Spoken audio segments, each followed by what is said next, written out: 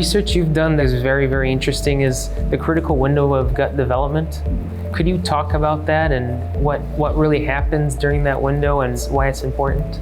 Sure. When I talk about the critical window of gut development, I'm referring to the developmental stages of the GI system and how it develops all of its functions in early life. What we know is that during the first 3 months of postnatal life in the pig, there is a tremendous amount of development of the gastrointestinal tract, and this includes development of the nervous system in the gut, the immune system, barrier function, microbiome. All these systems are being established for lifetime function during this period. It's termed critical period because any deviation or change in the normal developmental patterns, for example, a stress or some sort of influence on the system during this time, can permanently change the development and function of the gastrointestinal tract throughout the animal's lifespan.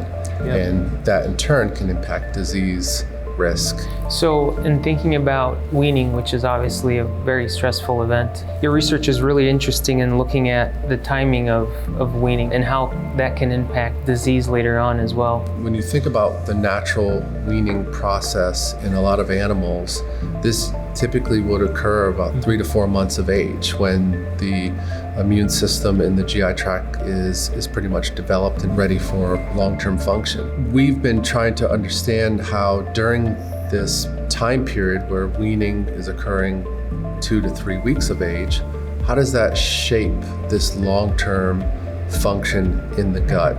And we've been comparing how different wean ages, later wean ages versus early wean ages, can change not only short-term function, but long-term function throughout the production lifespan. Mm-hmm. So in terms of wean age, what would you consider an early wean and a late wean? And right. I think from some of your research, it can be a question of only days to have a really big impact, right? Sure.